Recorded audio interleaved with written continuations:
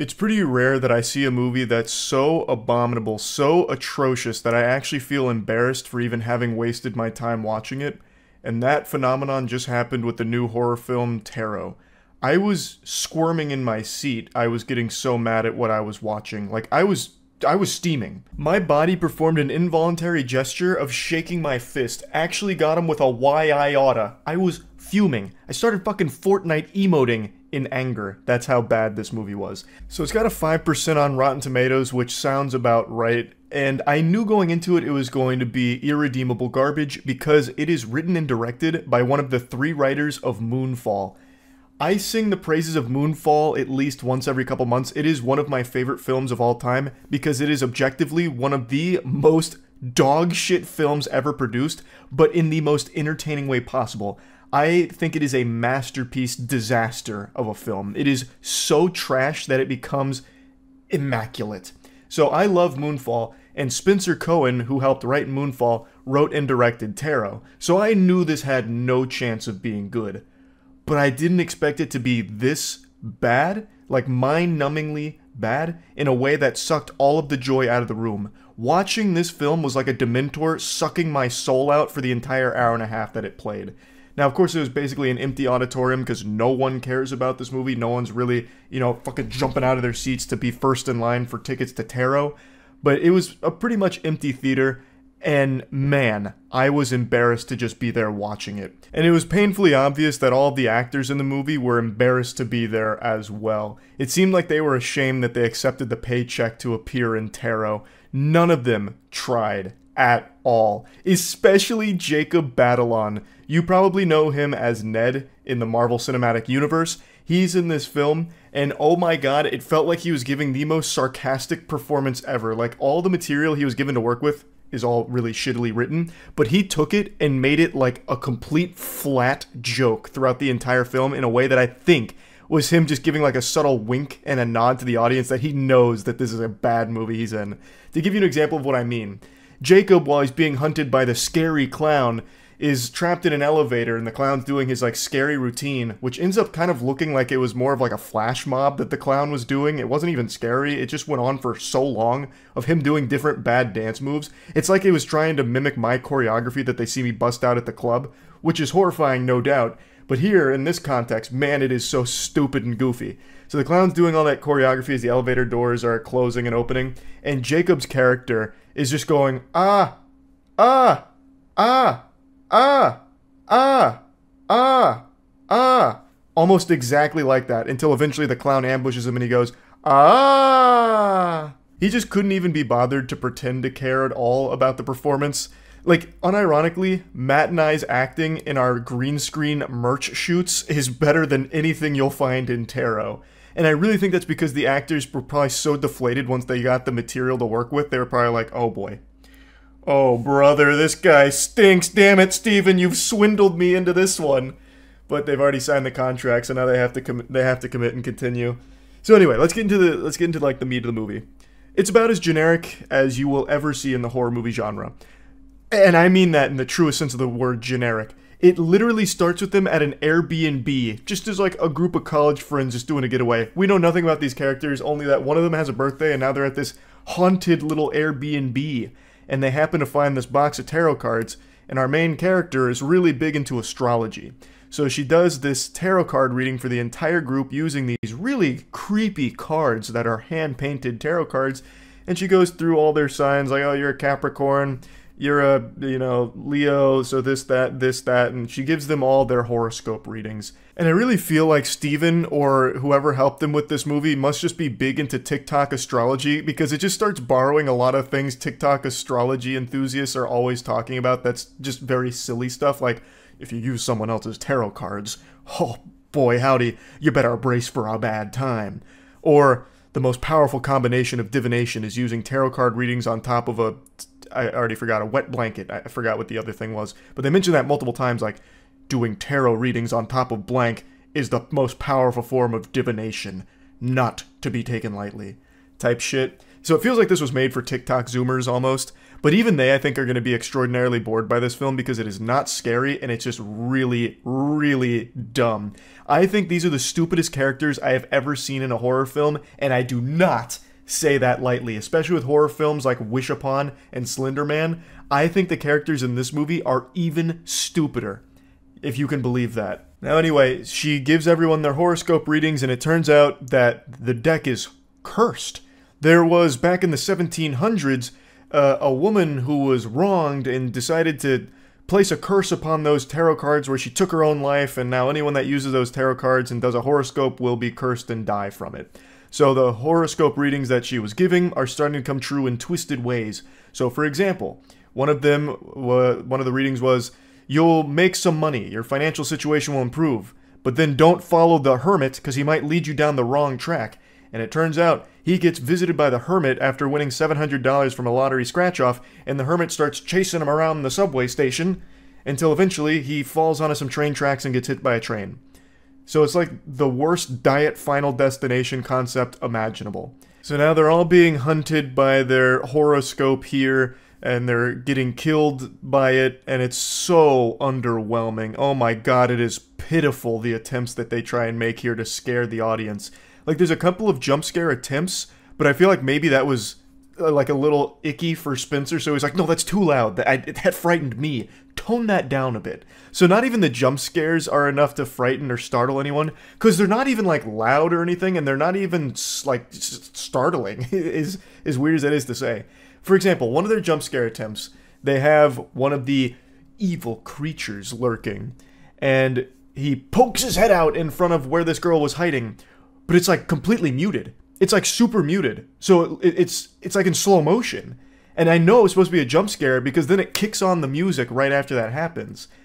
But like it completely missed the timing of the jump scare. And that can be said about a lot of things in this movie.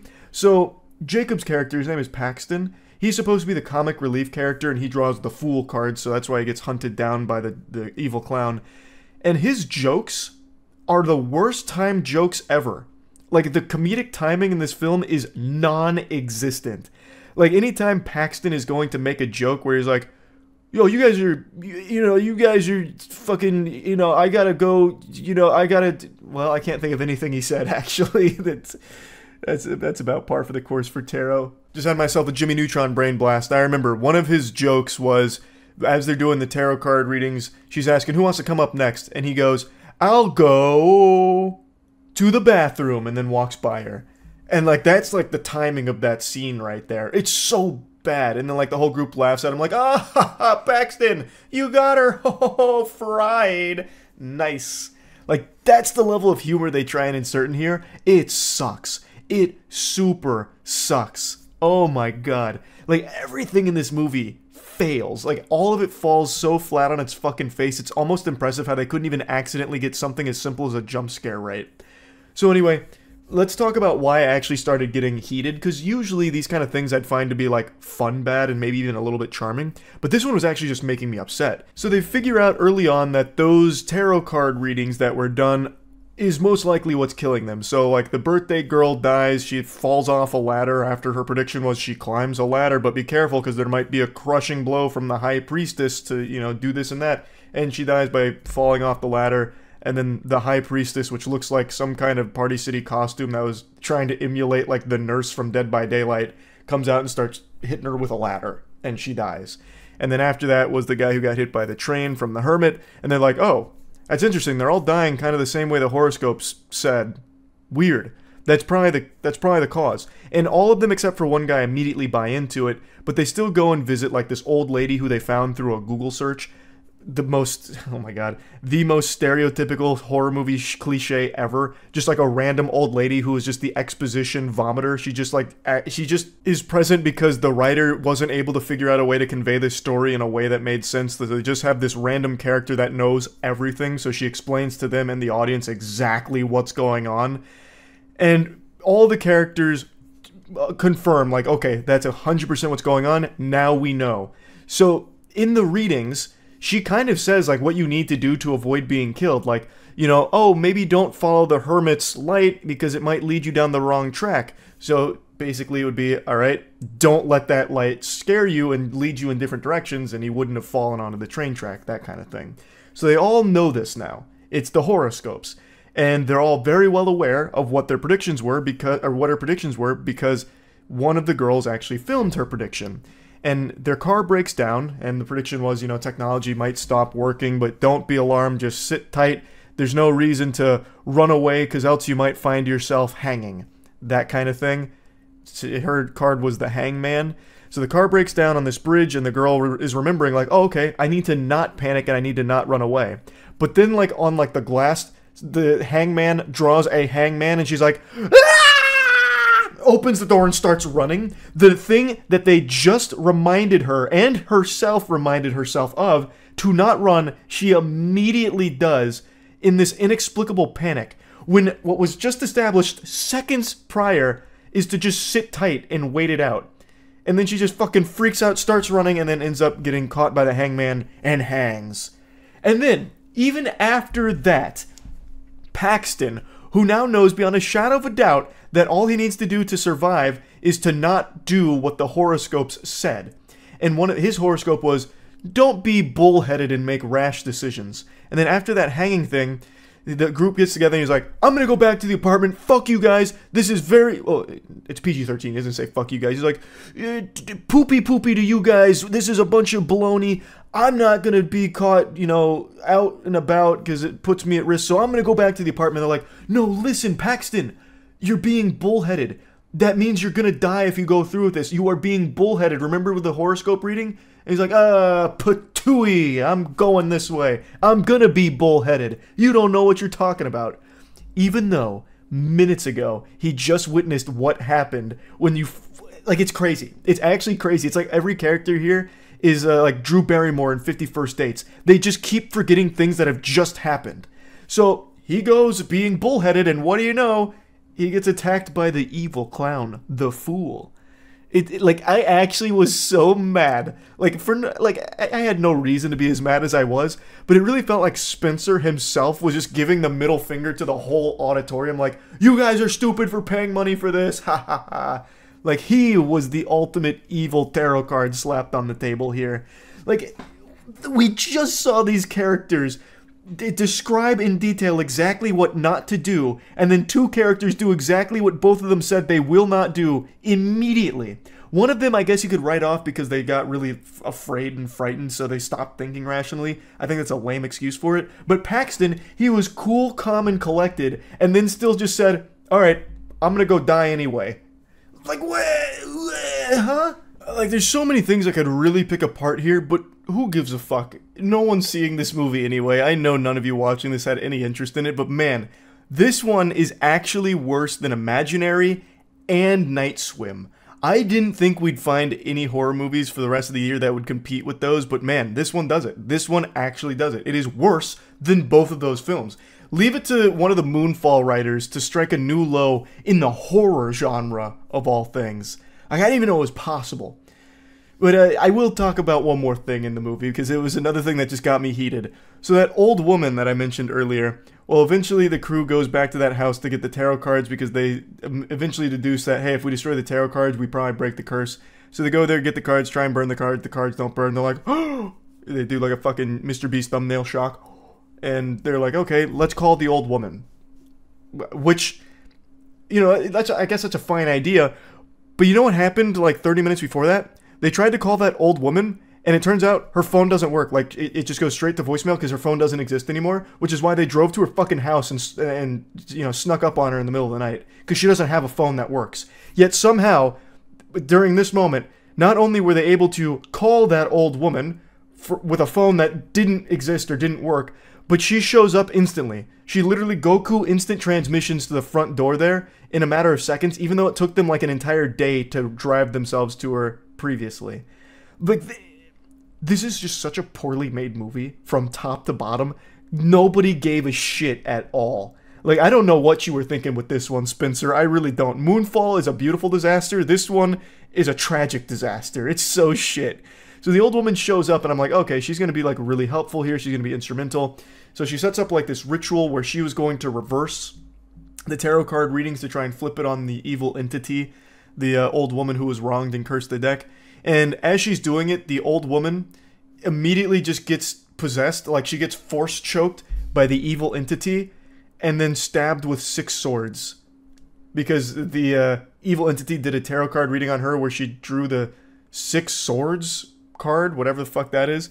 And she's like, uh-oh, whoops-a-daisy. So then literally force grabbed and then drops her corpse with 6 swords in it in the middle of like the hallway. And that was the entire role of the old woman.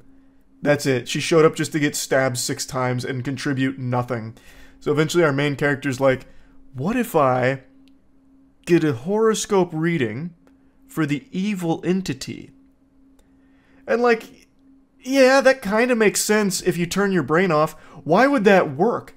It's her tarot cards. She is the curse. If she doesn't want to curse herself, she won't. It doesn't matter if you do a horoscope reading.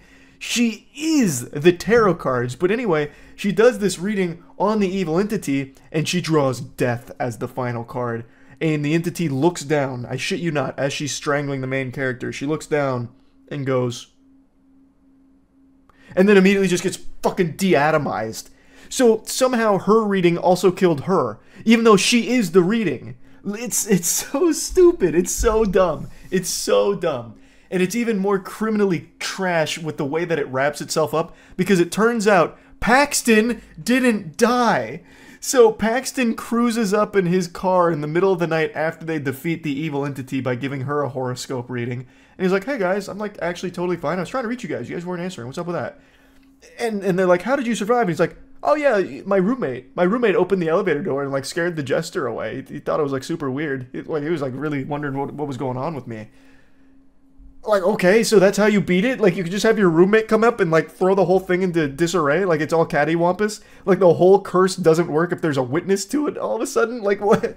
That seems like the easiest thing to do. Like, you probably wouldn't even need to turn the curse around on the evil entity. You could just have his goofy-ass roommate follow you around and save you every time. It's just so dumb. The movie was so fucking bad.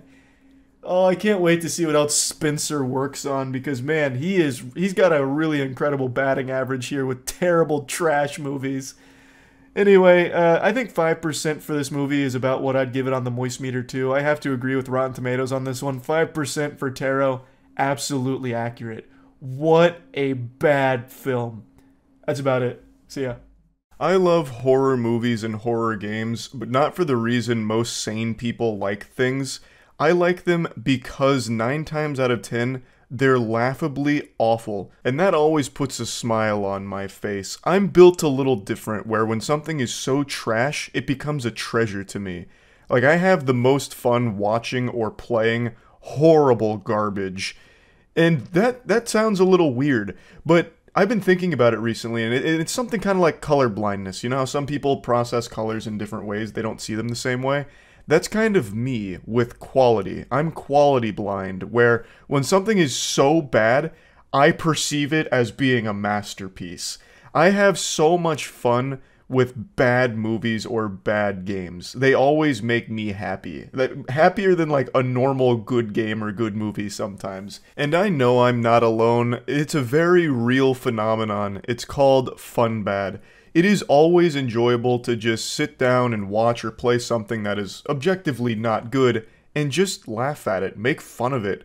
You know, point your finger at it, shoot spitballs, make jokes about it with your friends. Like, it's a good time. And for years now, horror has been the main genre that's been pumping stinker after stinker, blessing us with some timeless classic fun bad content. There is more shit in the horror genre than there is in the scat fetish genre. Horror has just become like the go-to cum dumpster of absolute abominations when it comes to entertainment in movies and games. But unfortunately, sports fans, I think we're starting to enter the dark ages of the horror genre, where it's no longer making fun bad content, it's just making boring bad content that's no longer got anything redeemable about it at all. And the best example of this is the newest Insidious movie, The Red Door, which I saw last night. Now, before getting into that, I want to thank today's sponsor, Call of Dragons. Huge thanks to Call of Dragons for sponsoring today's video. Call of Dragons is a beautiful new MMO fantasy conquest game developed by the creators of Rise of Kingdoms, and they've been working on this project for over 3 years now. It's huge battles, tons of strategic freedom, and it's PC and mobile crossplay. Big coolest feature now is the behemoths. They're these massive beasts that you can use to crush your enemies in PvE and PvP. You can fight with your alliance in guild versus environment. So, to tell you about a few of them, we brought our whole alliance here with us today. Whoa!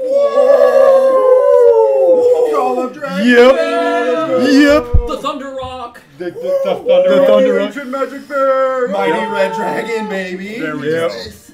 Thanks, guys. Really appreciate it. Anytime. It's contagious when it's Call of Dragons, baby. There's ancient giant bears, thunder rocks, red dragons. There's actually 8 unique behemoths you can collect, and you have to enter their lair, take them down, and you can actually own 8 or as many as you want, and you train them up. They've got their own skill trees, so you give them the skills and powers you want so that you can take them into battle and crush your enemies with them.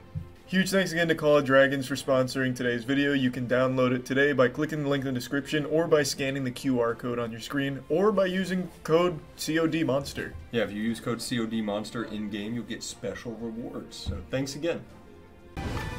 Magic, monsters, mastery. This is the 5th Insidious movie, and it is long overstayed its welcome. The party's over, the music stopped fucking 2 movies ago, and yet it's still here trying to party, and it's just embarrassing now. The 4th movie was already overstaying its welcome, people were already fucking tired of it then, and now it's just sad and desperate. They've got this franchise propped up like Weekend at Bernie's. It's dead, and they're just like puppeteering its corpse right now. Insidious the Red Door has no story to tell whatsoever. It has no reason to exist other than try desperately to milk a little extra coin out of the property's name, because most people remember the first 3 movies very fondly, especially the first one. I remember that being like a phenomenon when that one came out. So the name still has weight to it, and they're trying their best to just get a little bit more out of it without anything left in the tank.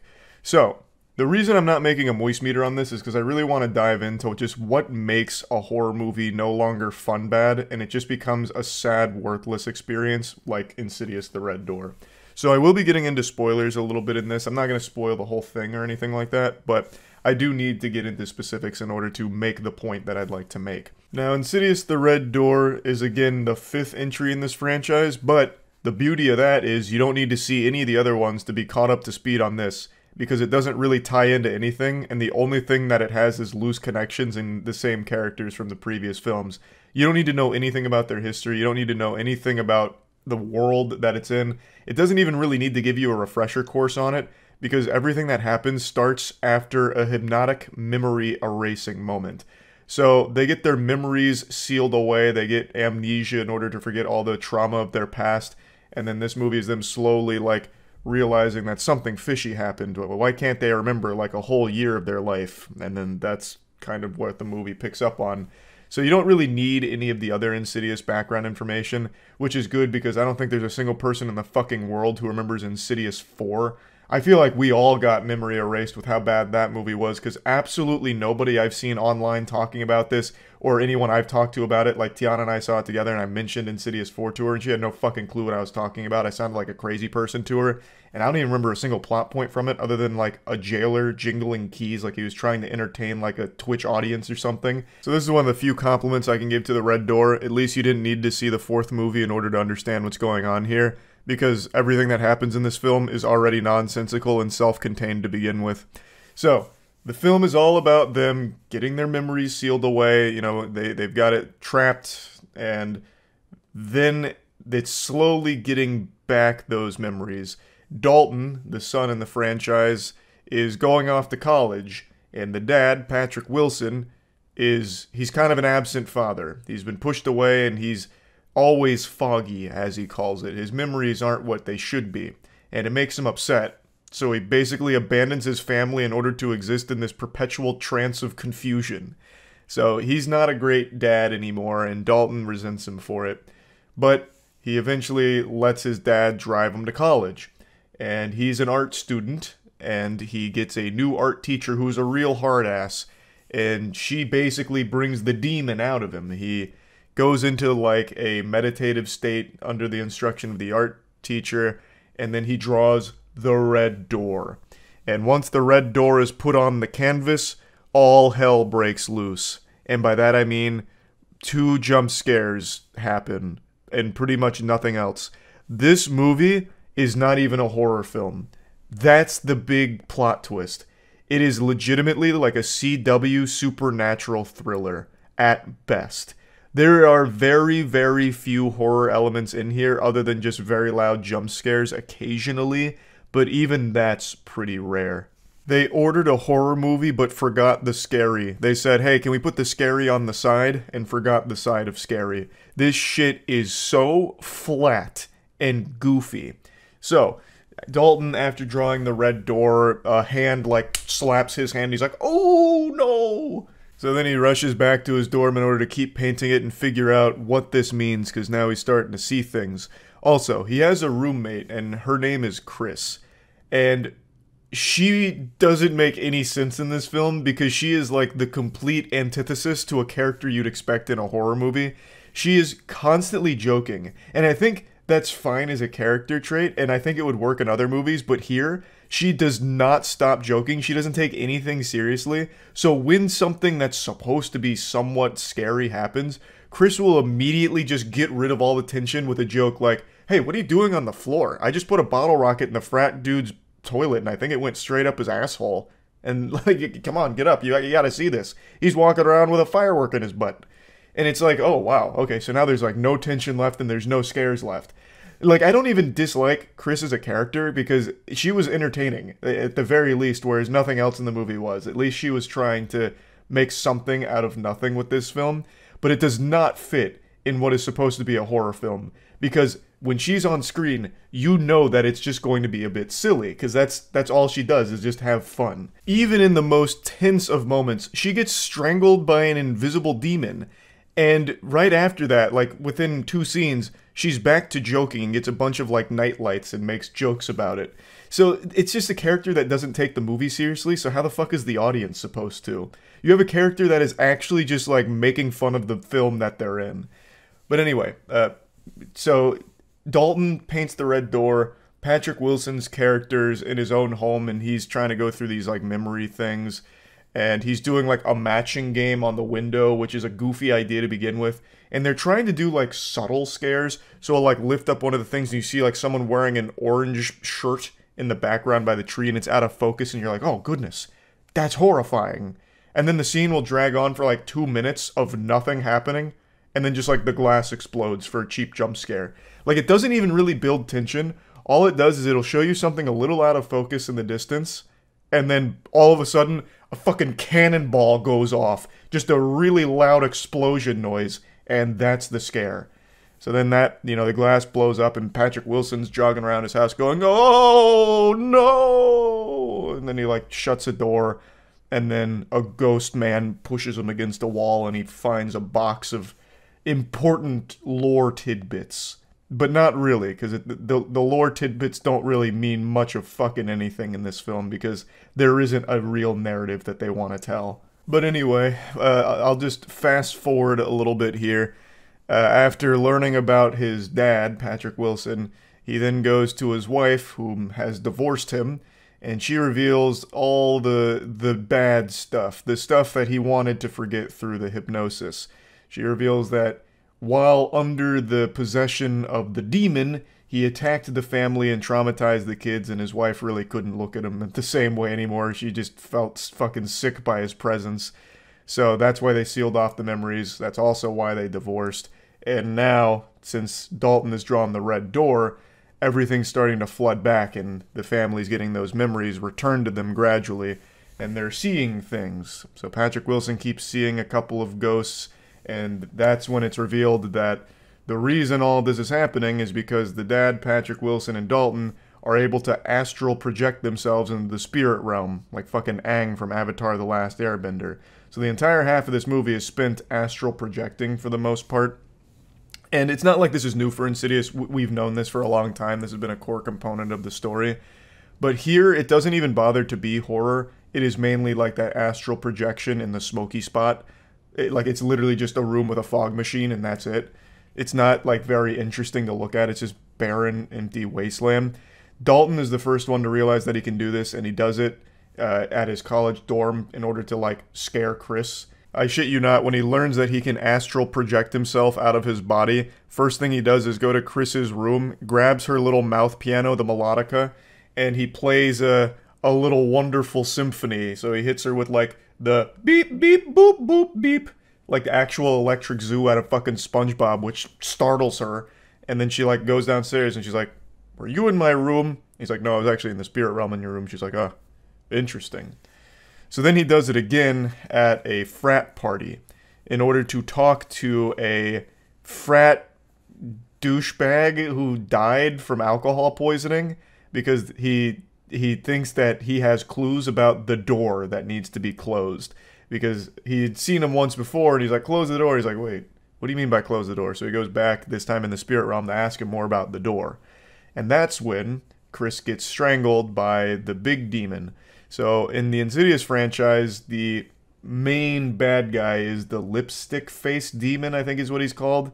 He's that goober goofball who's, like, kind of red, but also just kind of silly looking. And his signature move in the spirit realm is he always puts a Tiny Tim record on the player. You know, the guy who sung the song, like, Living in the Sunlight? Living in the sunlight, loving in the moonlight, having a wonderful time. That guy. He always plays that music in the spirit realm, and it's supposed to be unnerving, but it is so cringe. That kind of shit is in horror movies and horror games out the wazoo. Tiny Tim, like the music from Tiny Tim, has become a horror movie and horror game staple for low budget, low effort productions. And I feel horrible for that. That's so unlucky for Tiny Tim's music. But yeah, that's what the demon does in the spirit realm. It's that guy. And he's breaking into the real realm because Dalton keeps astral projecting. And I don't want to get into, like, really deep spoilers, so I'm just going to be a little broad here. But eventually, Patrick Wilson learns that Dalton is in trouble because lipstick-faced demon is taking over his body. So Patrick Wilson, astral projection to the spirit realm, tries to find Dalton. Dalton's struggling, and his body in the real world has now been taken over, and he might hurt Chris. So the movie, within the last, like, 20 minutes, very desperately wants to be over. It very, very much tries to speedrun through everything in order to just end quickly and be done. It didn't want to be a long movie because it didn't have a story to tell. It was already running so thin. So they really just shoehorned in the most cliche shit imaginable at the end here.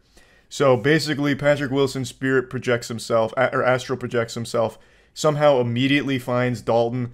It breaks his chains with a fucking hammer. Also, I'm just getting into fucking full spoilers here. I'm sorry. I said I was going to be broad, but I actually just can't talk about how silly this is without just being specific. So major spoilers here for how the movie ends. I'm doing you a favor, though, really, because I don't recommend seeing it because there's nothing redeeming about it. It's not fun bad. But anyway, Patrick Wilson swoops in like a hero. Dalton has still hated him all the way up until this point, and now Dalton's memories have unlocked, so he remembers that his dad tried to hurt him. But Patrick Wilson breaks the chains with a single fucking hammer hit and frees Dalton from lipstick-faced demon's control. And then they both run away and close a door behind them, to which Dalton then puts paint on it and seals it forever, like a fucking sarcophagus. Just entombs the demon back in that you know, record-playing realm. And that's so fucking dumb. Like, I think that is so lazy. Because everything just is a plot convenience. Patrick Wilson somehow astral projects and gets to the exact spot he needs and finds Dalton, who is buried under a bunch of chairs, and is able to break his chains very easily with a hammer. And then the lipstick-faced demon, for some reason, is following them very slowly. And this is the worst fucking trope in horror films. The demon is always just so fucking lazy. He had unlimited opportunities to stop them and thwart their escape, kill them, anything, possess them. But for some reason, he's more than content to just watch and do nothing. And even when he has Dalton's body completely under his control, instead of killing Chris, he just does goofy smiles and bobs to the side like that, and nothing else. The horror movies of the modern age just make the big bad demon or ghost or whatever seem so fucking incompetent, like actual bumbling imbeciles. They have an unreal amount of time and opportunities to kill these people, or at the very least just stop them from thwarting their plan. But they choose not to. They must enjoy it to some level, because again, the demon in this movie actually watches him free Dalton, slowly waddle their way around this realm, and he just stands there watching and he goes, ah, like just makes a loud noise, and that's it. Nothing else. And then when they finally close the door, then the panic sets in, so now the demon like punches a hole through the door and he's like slapping him around like, let me out, let me out. Even though he could have just stopped them fucking 5 minutes before that. An unlimited amount of opportunities. It's just so stupid. Like, it's not fun bad, it's just kind of frustrating to sit there and watch it. Because it's boring. It's fucking boring. This happens a billion times in horror movies. Like, it is the most cliche shit ever. I'm so tired of seeing it. Like, I love fun bad movies, but Insidious the Red Door and movies like it are no longer fun bad. They're just copy and pasting the homework from other horror movies of the past and doing nothing different or interesting. And it's so lazy that it's not fun bad. And it makes me upset. It's just a waste of time. It is a cash grab off the Insidious name, and it has nothing to offer. It is just a waste of your money and waste of your time. So I wanted to rant about that a little bit because I'm a little concerned that horror movies going forward aren't going to be fun bad anymore. They're going to follow the Insidious Red Door formula of just doing the exact same thing a million times over. And it's going to lose all of its luster. Horror games have already been going this direction. A lot of horror games that come out these days are just the same old walking simulators that do nothing different. It's just the same jump scares, same walking simulators, so they're fucking boring now. It's very rare that you get a fun, bad horror game. But now it seems like movies are starting to go that direction too, and I think Insidious, The Red Door, has really set the bar for what I think a lot of these are going to look like, which sucks. So, just wanted to talk about this a little bit. That's really about it. So, yeah. There's a new movie out right now called Imaginary. I bet most of you watching have never heard of this film before in your life, and those of you that have heard of it, I imagine 0 of you had any interest in going to see it, because even just from the first trailer, anyone with eyes would recognize this movie had no chance at being anything even close to decent. It was doomed from the start. It's a movie about a haunted bear imaginary friend. It's as creatively bankrupt as it gets. I would sooner buy a ticket to watch the feature film of The Poop That Took a Pee than going to Imaginary. But I actually did go see Imaginary, so that point doesn't really work. That's moot. I saw it yesterday and can confirm beyond a shadow of a doubt, it's horrible. It's trash. It's terrible. This is the latest super stinker from Blumhouse, more like Butthouse because this shit is ass.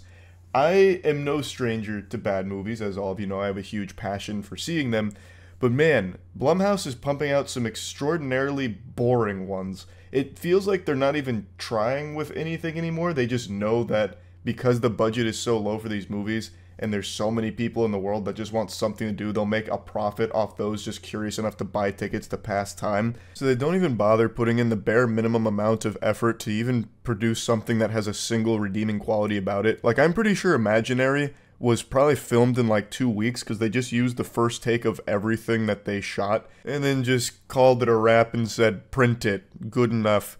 So I saw it yesterday with Aaron. Aaron and I have been seeing pretty much every bad movie of the last year or so together, and this is definitely a bad movie that we experienced, and I kind of want to just dissect it here.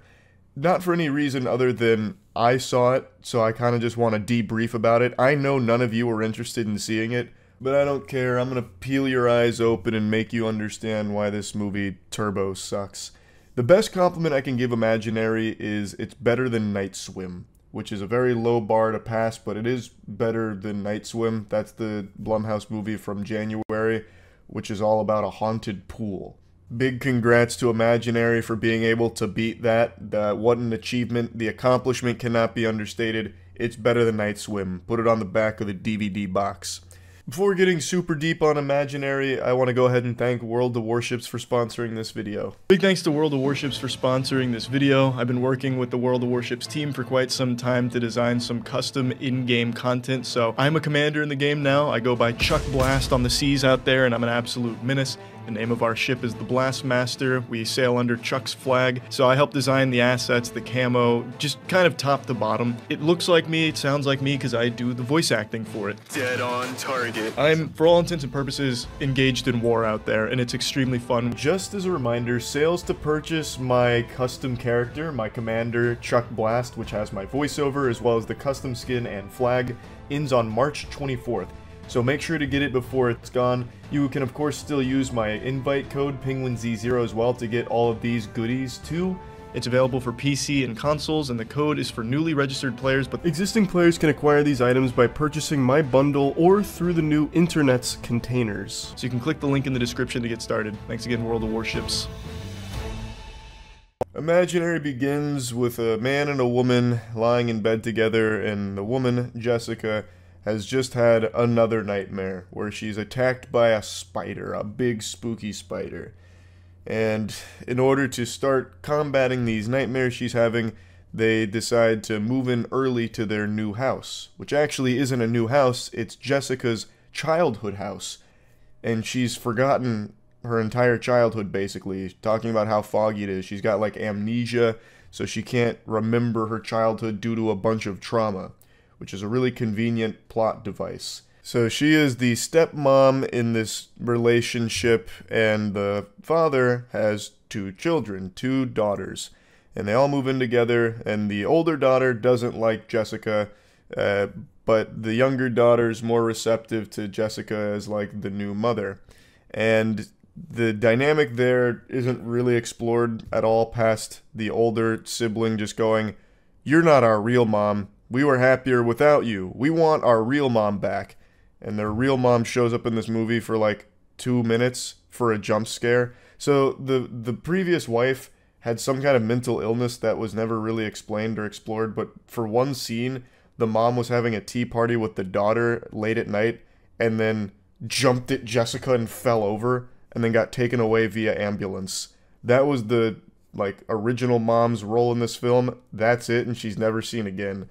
This movie actually has a habit of doing that, where they just introduce these characters just for them to never be seen again for just a completely inexplicable reason.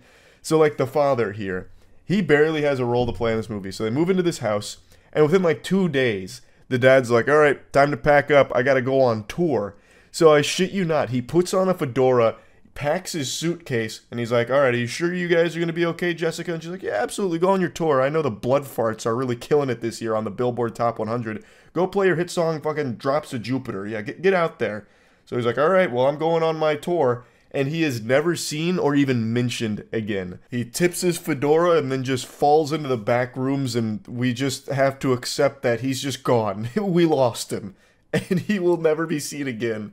They don't even mention him ever again, actually. Which is, I mean, whatever, I guess. So then it's just Jessica and the two girls, and they're trying to get along. Jessica's making her best efforts to be like this superstar mother, and the youngest daughter has found a bear in the house named Chauncey.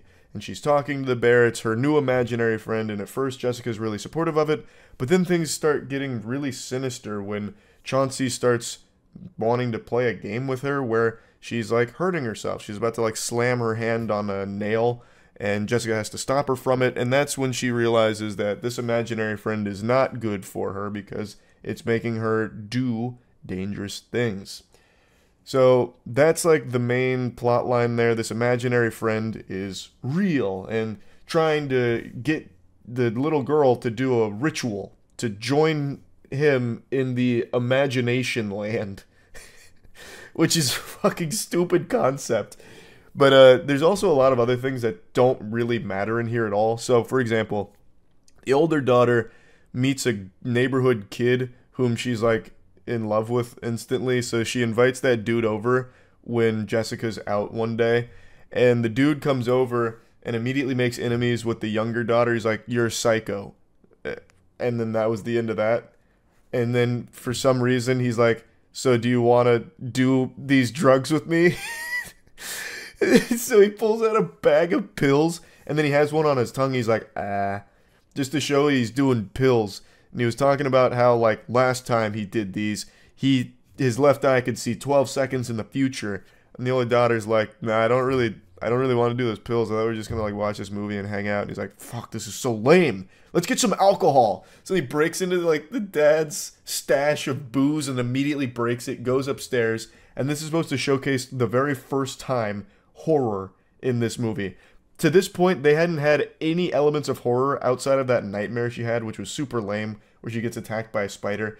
I'm gonna go ahead and mention the monster design in this movie is terrible. Aaron said it best, where he said the monster creature design in this film is just marginally better than Winnie the Pooh, Blood and Honey, but it's a close match. It's like they went to Party City and they took costumes off the rack and then just threw some mud on it and then added some really, really quick Adobe After Effects VFX to it and called it a day. It looks awful. It looks like Mummy 2, The Rock, Scorpion King levels of bad when it comes to how these creatures look. Ugh. I'll get to it more towards the end of the plot synopsis that I'm going down here. But anyway, so the dude's like, alright, I got these pills. I'm going to go upstairs now since I broke the booze to clean it up. And he's taking a piss, and then all of a sudden, the bear's there. And he's like, ooh, spooky. So he pees everywhere, and he's like, oh man, I'm just tripping because I'm doing pills. And then all of a sudden, the bear's back again. And this is like that scene in the trailer where the ring's going and it's like playing the sound effects and the bear's getting closer and then it stops and then the like fucking first jump scare of the movie happens where the bear pops out to scare him and he goes, whoa, and then he falls over and runs away. That's that whole scene, and that dude doesn't have any role to play in this film at all. It's not like he died there or anything. All it was here for was to deliver a cheap jump scare and nothing else. So like Jessica comes home shortly after, and she's very disappointed in the older daughter for bringing this boy over. And then the boy's mother comes over and is like, I'm so sorry, my son did this. And then Jessica's like, yeah, and he also brought these drugs. And then the mom goes, these aren't drugs, this is my allergy medication. Which is, I mean, okay, I guess. So the dude was tripping off Allegra, I suppose, Claritin, I guess. It's so stupid, and it has no role to play in the film, but it's here for some reason. And then you never see that guy again. He's never even referenced again. So now Jessica and the two daughters are once again just home alone. The imaginary friend situation is getting worse. She calls a therapist over to try and, you know, do something about Chauncey, the imaginary friend. The therapist is kind of odd, where the therapist is trying to get her to explore, you know, her feelings with Chauncey, which leads to a fight between the daughter and Chauncey. And then the therapist is like, has your daughter taken up ventriloquism? Jessica's like, fucking obviously not. My 6-year-old daughter hasn't been studying ventriloquism. Why are you asking? And the therapist goes, well, because, you know, it was weird. Because what happened during the therapy session is Chauncey was speaking in the voice of the daughter, and eventually the daughter turns around while panicked and crying, and the therapist noticed her mouth wasn't moving, but words were still coming out, so she's like, oh, it must be ventriloquism. And then eventually the therapist is like, well, I've noticed some, in previous cases, when an imaginary friend gets hostile and evil, you know, a kid disappears. So good luck. And then she leaves. She plays a video of like some other kid talking about her or his imaginary friend who made him chop off his thumb, and then like the kid went missing right after. So after playing that video, the therapist is like, all right, so I'm out ski.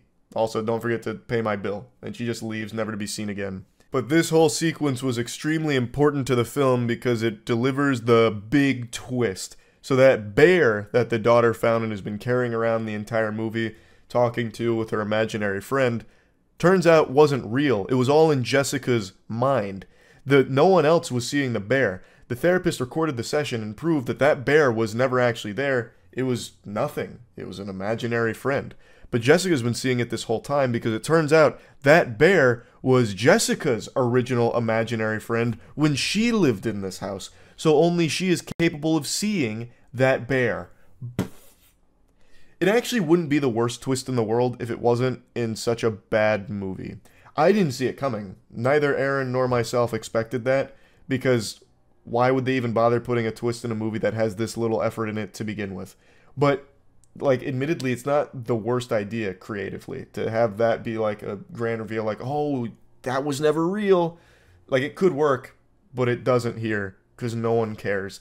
By this point in the film, you're already so mentally checked out, probably snoozing, that it falls flat. It really does. But man, my voice is cracking even going over this movie. But anyway, so then she starts realizing that this goes really deep. The reason she can't remember anything is because of her imaginary friend and whatever happened to her back then.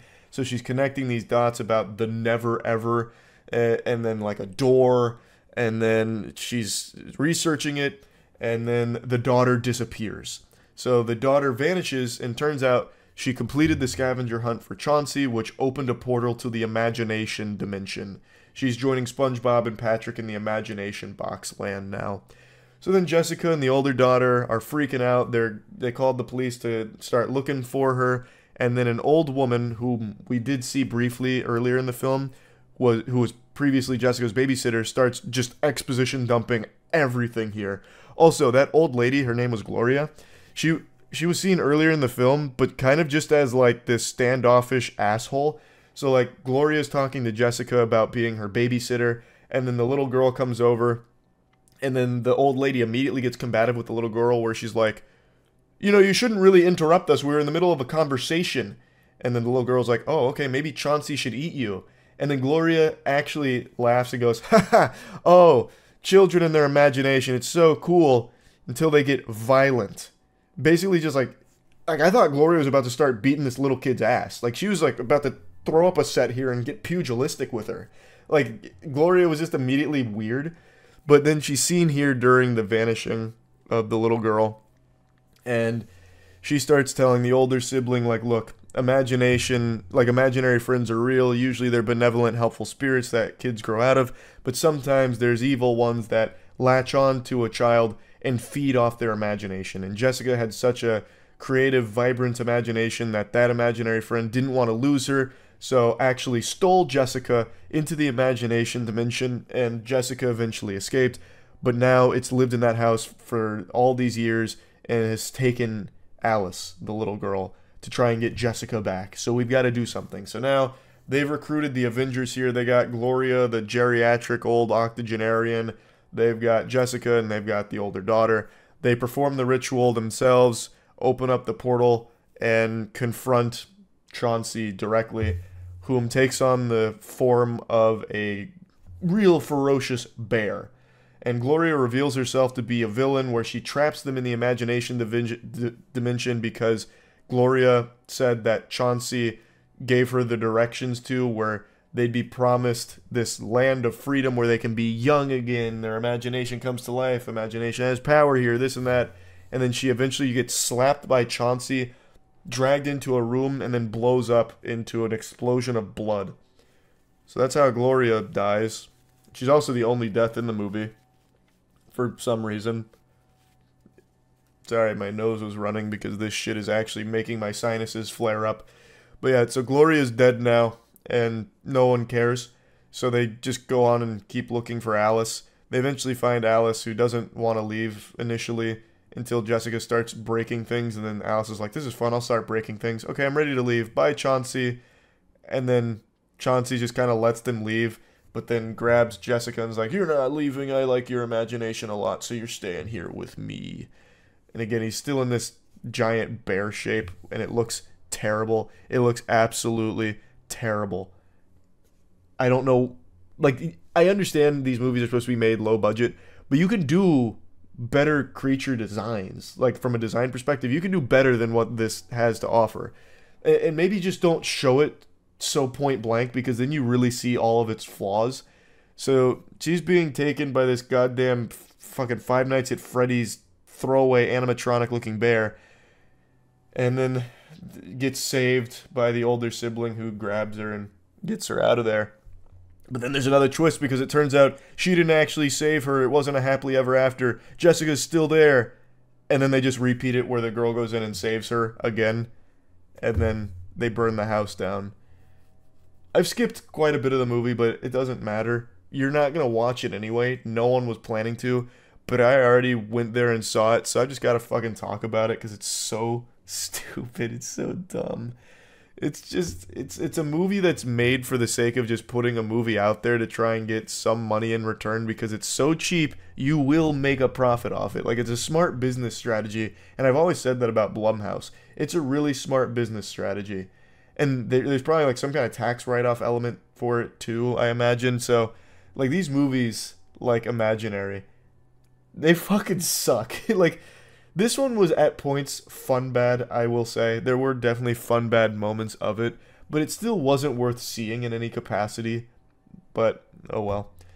Yep, so that's Imaginary in a nutshell. There's nothing good about it.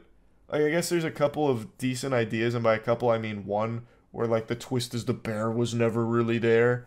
And then, like, I guess the fake out ending, which was totally meaningless and didn't really do anything, I guess that was a creative idea too.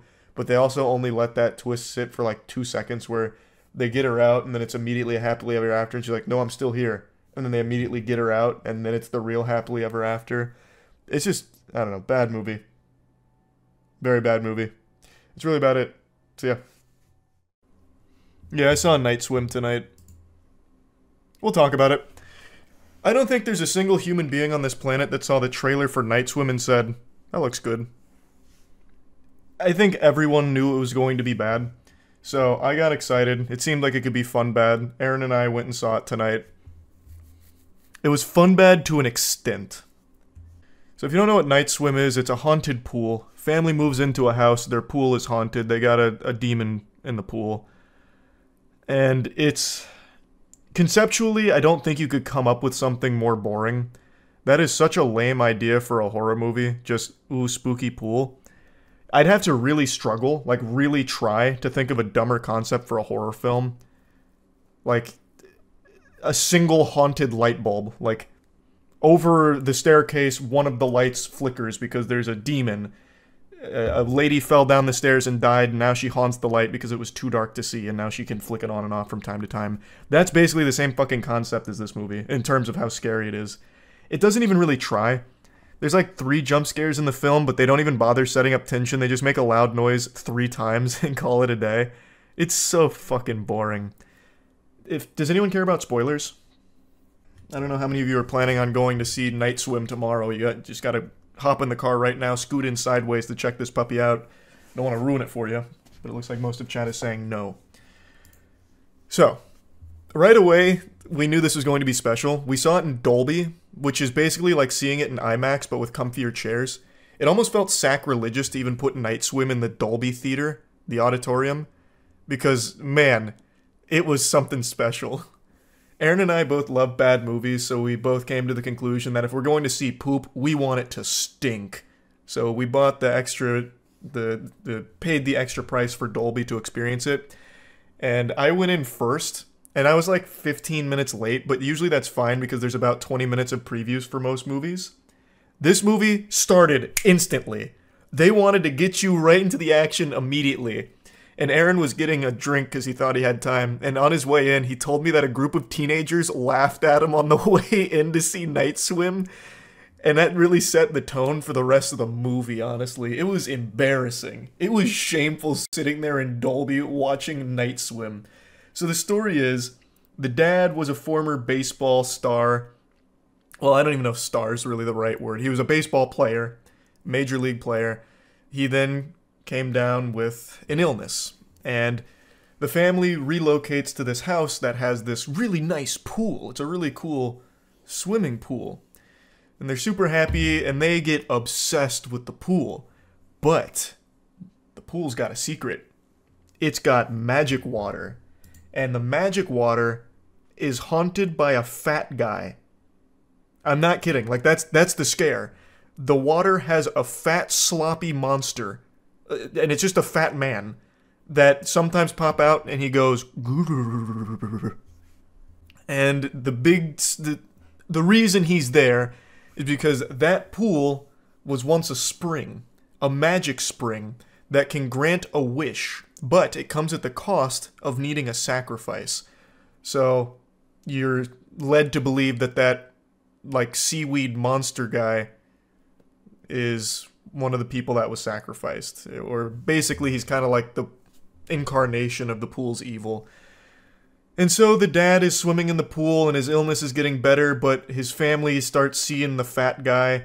He's like in the drain one time, like the scene out of It, which you see in this trailer. And he's like the weakest monster ever.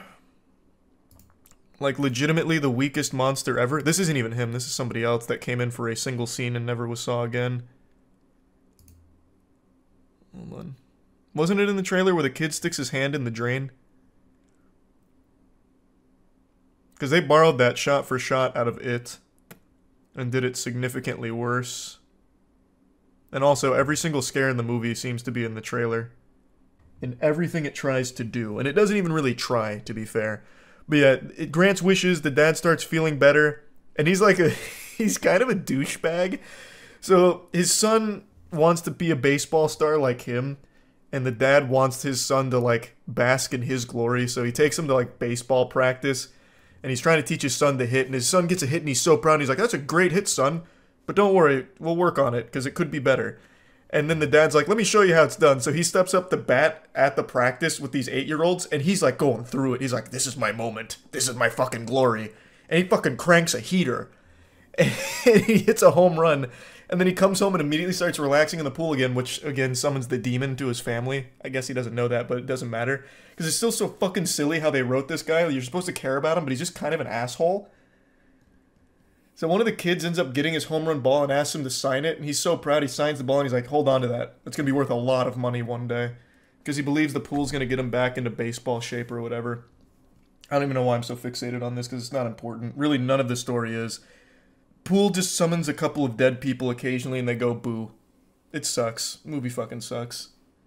I don't even know how to really talk about it without just describing all of the worst scenes. It also has that standard horror cliche where it can possess people by getting into their mouth. So one scene, the dad gets the pool in him and then he gets possessed. So then he starts doing scary voice and like slapping his daughter. And then the daughter hits him with a baseball bat.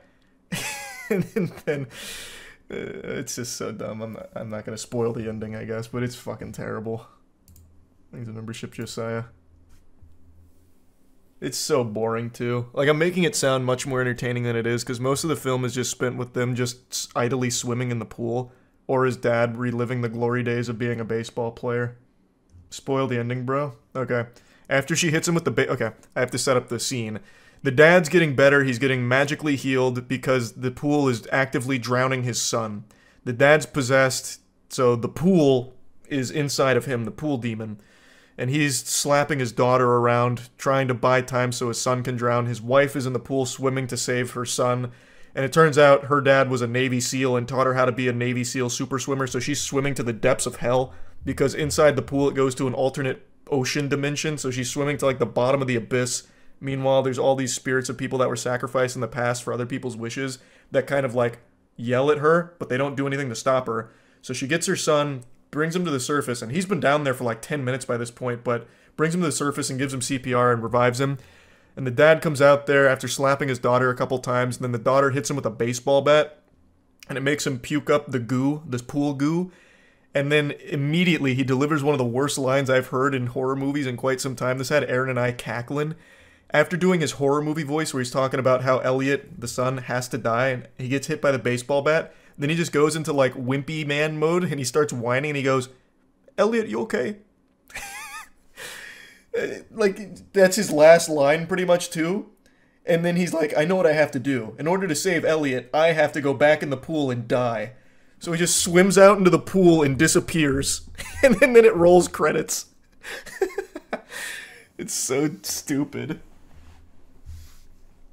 His line wasn't, Elliot, are you okay? He says, is Elliot okay? But in like a really wimpy, whiny voice. You know, it almost sounds like he's blaming his wife for it. Like, what is going on here? What's happening? What are you doing to Elliot? I knew I couldn't trust him around you. But like really whiny. Just drain the fucking pool. You see, they thought of that though, because if they drain the pool has like a will of its own. So it doesn't stay drained, basically. It would fill itself back up with the original spring water. The mom visits the previous owner who sacrificed her daughter so her son could feel better. And she explains that the pool's water needs to kill, and then it'll sleep. So the only way to make it sleep was by the dad swimming out there and dying. Just sell the house. They can't leave because the pool won't let them leave. The pool gets into the dad's body, and then when they try and leave, he goes... He starts coughing and choking. So it would have killed him had they left. I made it sound far more enjoyable and action-packed than it is. Again, most of the film is just spent with them idly swimming in the pool and putting together the worst mystery ever. There's no reason why the pool doesn't just immediately drown Elliot in the first scene, by the way. Because the dad goes in the pool instantly. The dad goes in the pool, his wish is to feel better so he can be back to being a baseball player. And then pretty much right after that, Elliot is the next one who goes in the pool completely alone. It could have easily just killed Elliot right then and there, but inexplicably it decides not to. It waits until the mother figures out that the pool is evil before making its move. There's no reason for it at all. It could have done it right away. If the dad dies in the end anyway, why does it matter if he dies if they leave the house? Well, because after he pukes up the pool goo gets inside of Elliot. So then he needs to kill himself to save Elliot. So the autograph wasn't that good then. No, the autograph won't be worth anything in universe. Also, the scene after he signs that baseball... Man, I'm getting into like the more useless scenes, but they're just so bad I can't help but talk about them.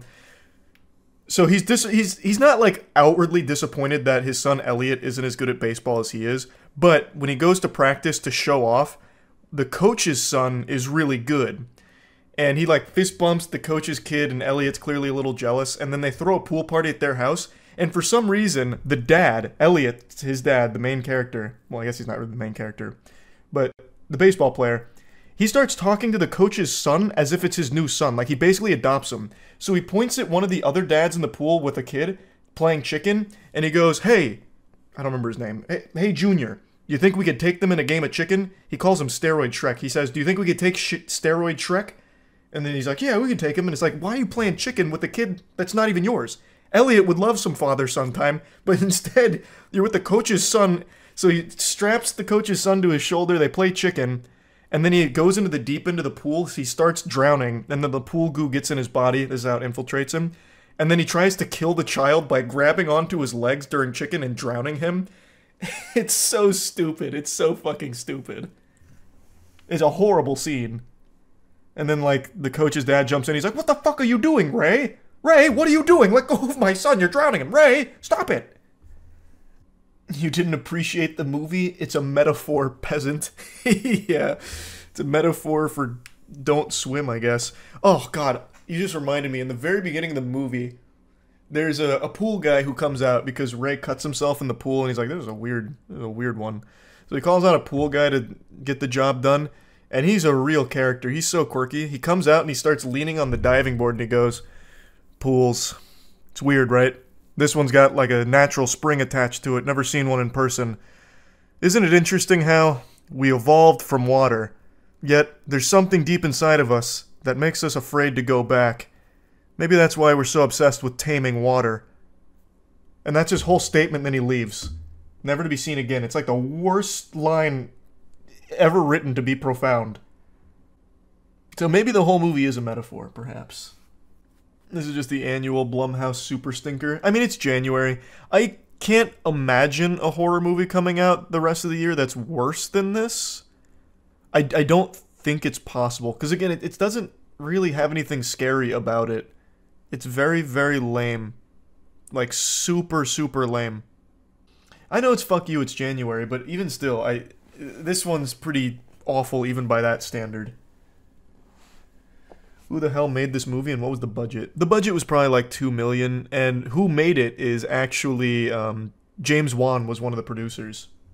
Night Swim box office prediction, will it flop or succeed? My money's on succeed because it's a low budget.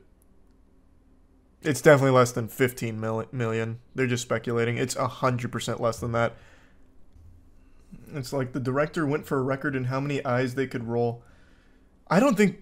Your eyes wouldn't even roll. You'd just be falling asleep. It's just bad. It's just not very good. There's fun bad moments, sure, but overall it's just kind of uninteresting. But yeah, that's the Night Swim review. Trash. But which everyone knew it was going to be. That's not shocking, but it's very, very bad. worse than I expected it to be, for sure. What would I give Night Swim on the moist meter? Probably comfortably a 15%, I would say. I think 15% for Night Swim's fair. Look at me. Do I look crazy to you? I didn't think so. So then, why does it feel like I am? I'm sure you've seen the headlines right now. Winnie the Pooh Blood and Honey 2 has a 100% on Rotten Tomatoes. And that really piqued my curiosity here. That really stirred my spaghetti. I had to wonder, how? How is such a thing possible? The first Winnie the Pooh Blood and Honey is just a complete throwaway waste of time pile of garbage. It was purely banking off the shock of making a Winnie the Pooh horror movie since the property went public domain. It felt like they just speed ran to be the first ones to make a horror movie with it. It's a very low budget and it seems like it was rushed out as quickly as possible, and there's just nothing redeeming about it past the silliness of its concept. And really, there's only one good scene in the film, and I'm using the word good very loosey-goosey. There's only one really entertaining scene in the film, and it's pretty much the opening scene. I mention this every time I talk about this movie. Winnie the Pooh rips some lady's top off and her titties start jiggling around like it's an NVIDIA physics demonstration, and then he throws her in a wood chipper, but not before giving her like an ooga face. It's like the most emotion Winnie the Pooh showed in that entire movie. But regardless, that film is horrendous. And yet, its sequel, which came out, has a 100% Rotten Tomatoes. Granted, it's only 7 reviews. Like, I didn't think such a thing was possible. You know, I guess maybe there's 7 paid reviewers. They were shilling it. Maybe the director of the film gave them strippers and blow for the advanced screening, so they had a great time watching it. But that I couldn't imagine that being real. But the audience score is also pretty high, and I've always said you can't trust Rotten Tomatoes, but still, this is interesting. So, I went and saw Winnie the Pooh Blood and Honey 2 today, and I have to wonder if I'm suffering from psychosis, because there's no way I watched the same film that they're reviewing. It's still bad. Now, I will say, it is an astronomical improvement over the first film. But that's like saying solid poop is better than diarrhea. Like, you're not wrong, but it's still shit. And maybe that's a bit too harsh. I wouldn't say it's shit, it's just not good either. Like, I know they're creating the whole Poohniverse out of this, so they're making like the Twisted Childhood universe or whatever, where it's taking property like Winnie the Pooh, Pinocchio, Peter Pan, Bambi, and they're making horror movies out of it and tying it all together into their own horror cinematic universe with all of it. And I think that's like a really fun idea. Like, I conceptually, that makes me laugh, and I think that's what they're going for here with all of that. But right now, they're just starting to find their footing on how to make watchable movies, because the first movie is unwatchable. This movie is definitely watchable. It's just not a great film either. The movie does try a lot harder. It's still low budget, but you can tell it's a higher budget and they put a lot more effort into it. So first of all, I'm going to get my compliments out of the way here. They actually do a much better job with the character design this time around. Winnie the Pooh looks a lot better. It no longer just looks like some kind of fetish costume with Winnie the Pooh. It looks like an actual character now. It doesn't look like just a man in a mask. It actually does look like a mutant abomination, which it's supposed to be in the universe. They absolutely did a much better job this time around with the monsters here. And they do bring in a new face, a new villain, Tigger. So they bring him in from the Winnie the Pooh property. And he is, he's probably my favorite part of the film, just because of how over the top they had this character play. They also bring in an owl, but Tigger was a standout because every time he's on screen, he just calls women bitches. So he goes on a killing spree at like a nightclub. It very reminiscent of like the scene from Blade, or even like John Wick, but if there was no one fighting back, just executing people in a nightclub, really. In fact, it has nothing to do with John Wick. I'm just thinking of scenes with nightclubs. But anyway, he goes to a rave and he starts just murdering every person there just because. He's piling up corpses. And every time he's about to murder a woman, he makes sure to call them a bitch. So it'll be like, hey, bitch.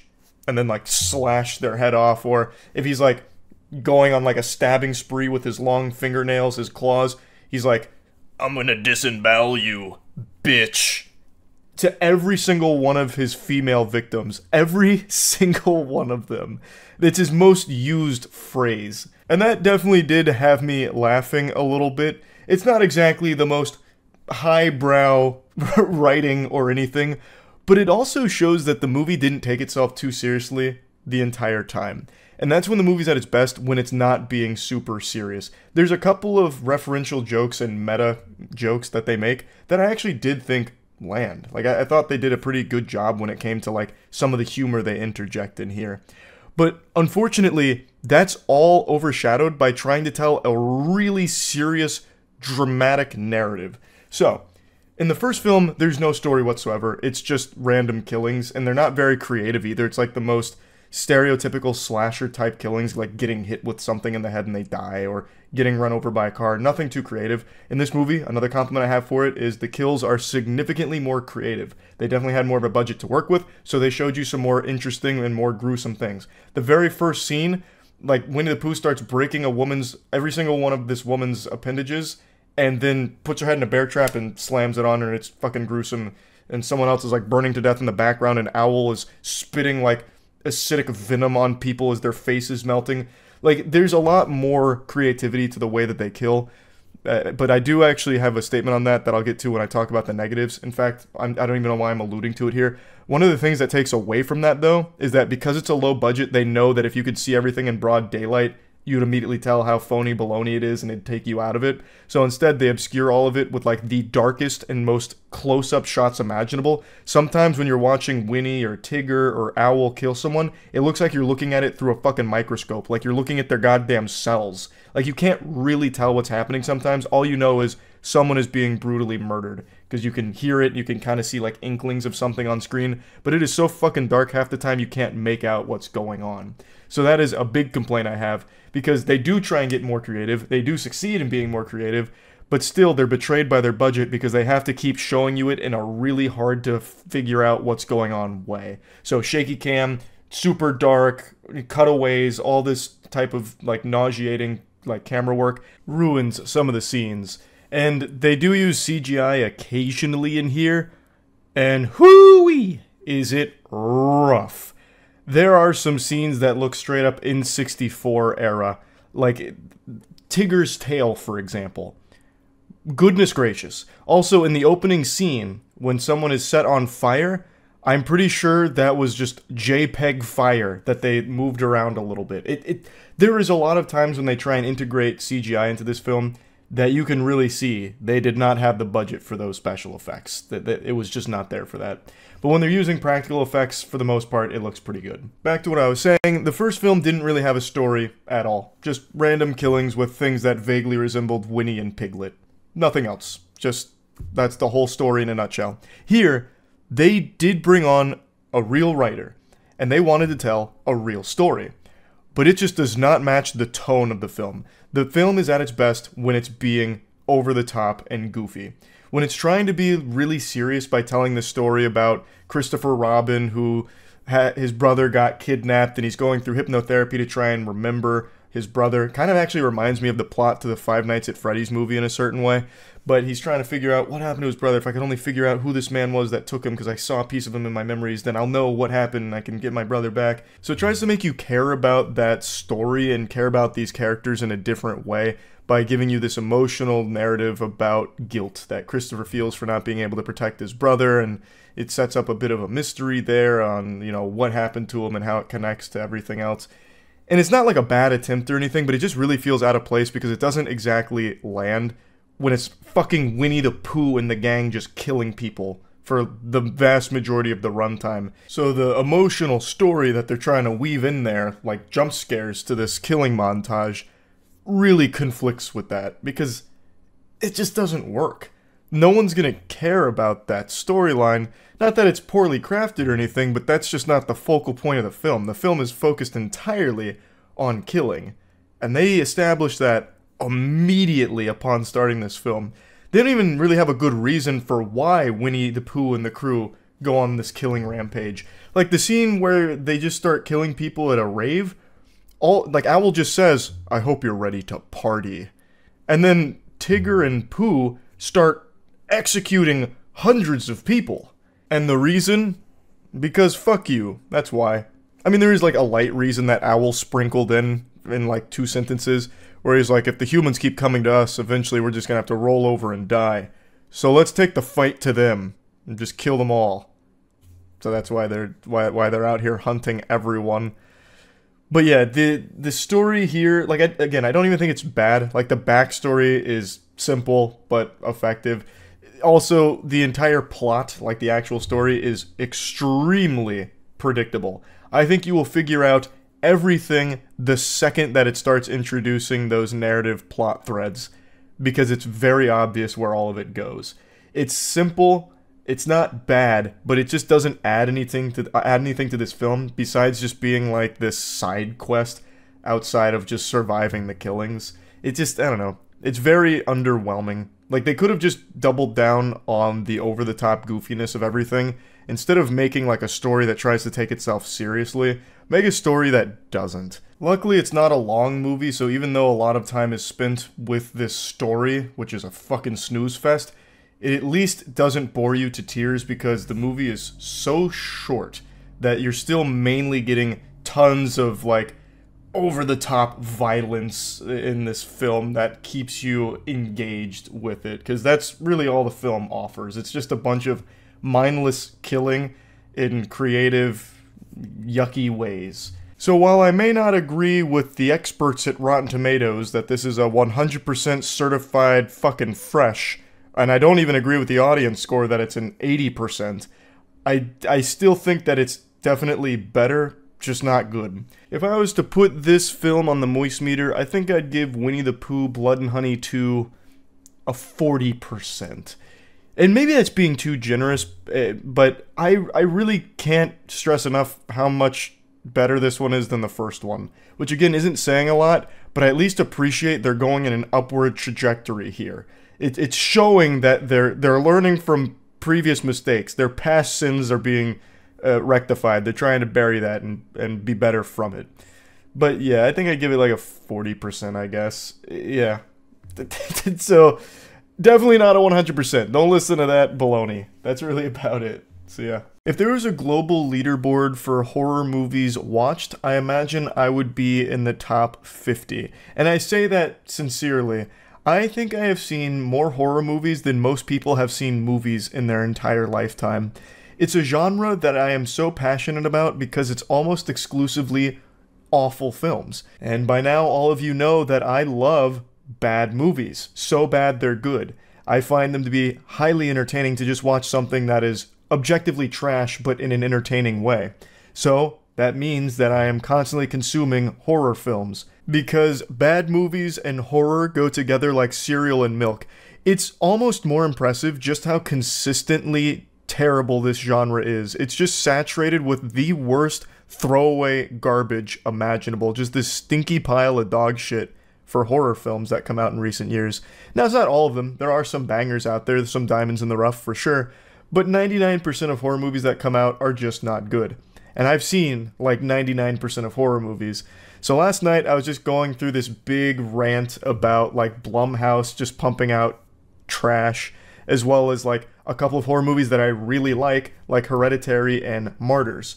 So it was this mixed bag of just ranting about horror as a genre in general, and I just wanted to show you all of that real quick because I have seen more horror movies than I imagine most people in the world have. Movies you've never even heard of, I have seen. In fact, my least favorite movie of all time is a horror film that I bet zero of you have ever heard of past the times I've mentioned it over the years.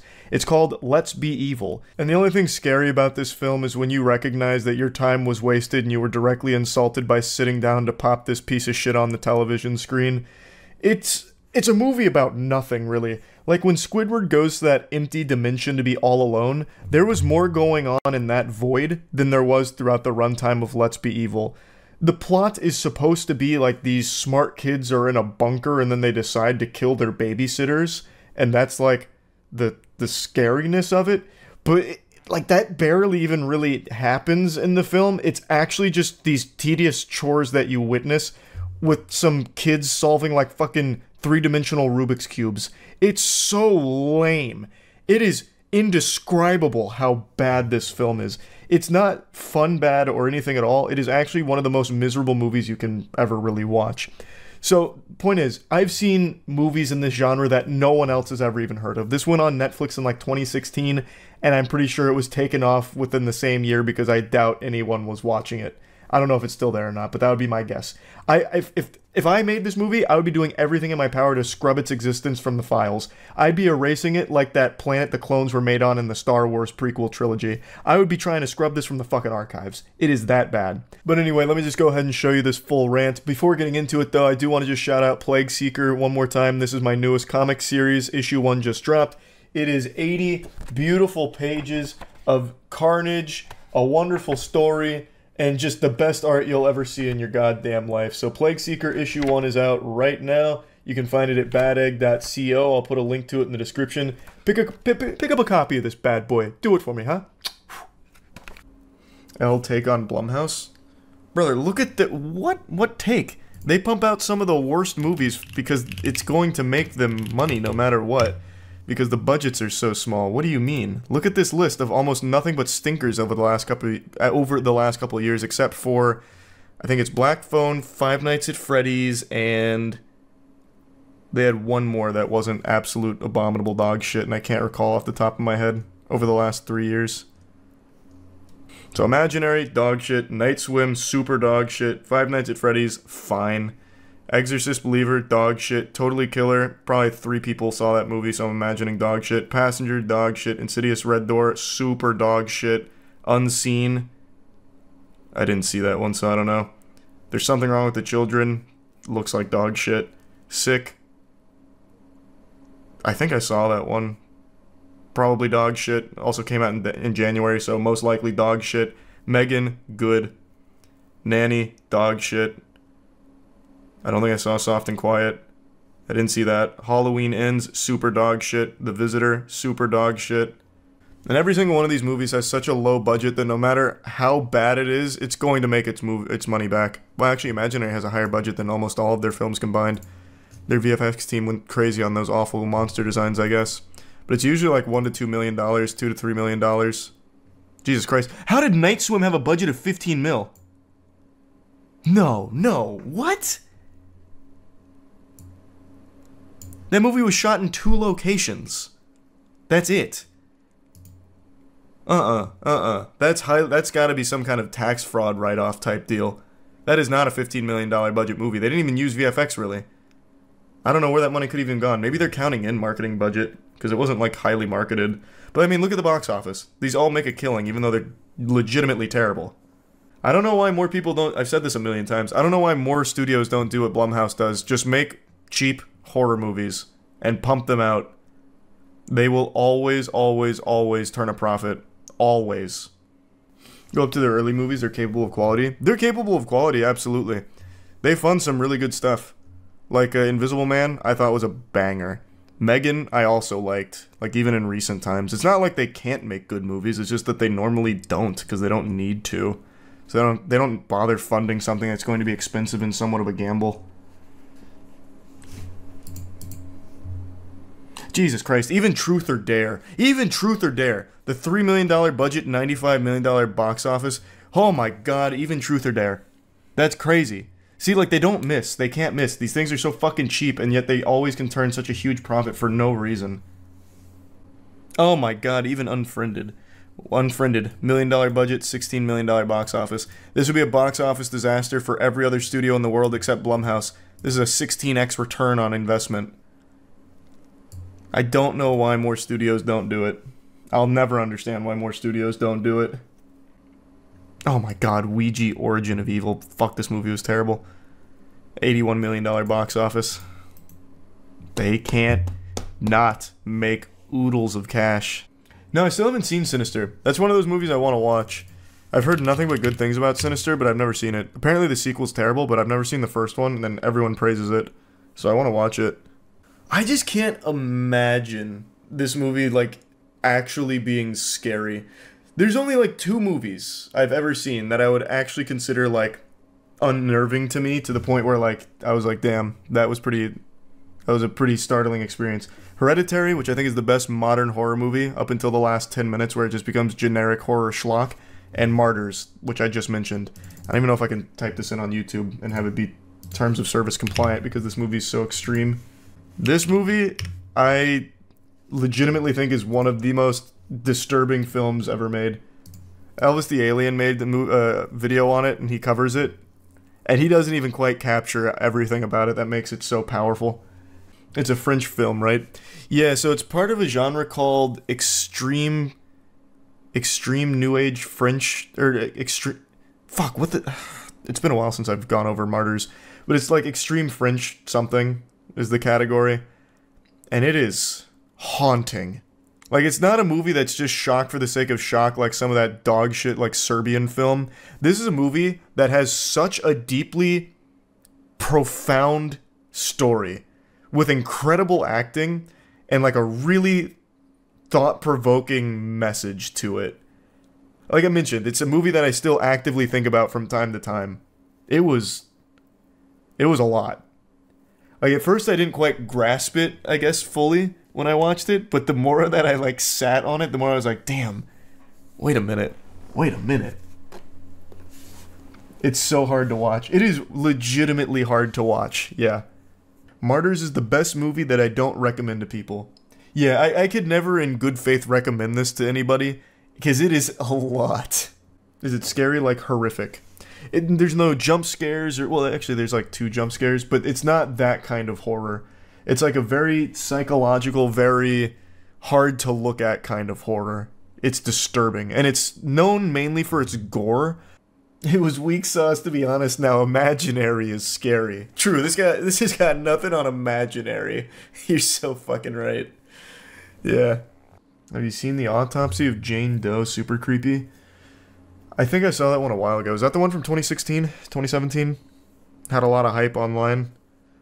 Because there was one of those, like, Autopsy of Jane Doe, The Possessing of Lily Manchester, The Possession of Grim Cheeseburger. Like, I've seen all of those, and they sucked ass. So if it was during that wave, then yeah, I probably saw it and didn't like it.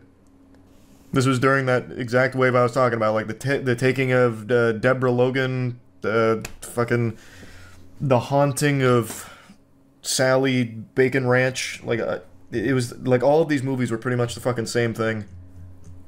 Another like classic that I haven't seen outside of Sinister is It Follows. I never saw that one.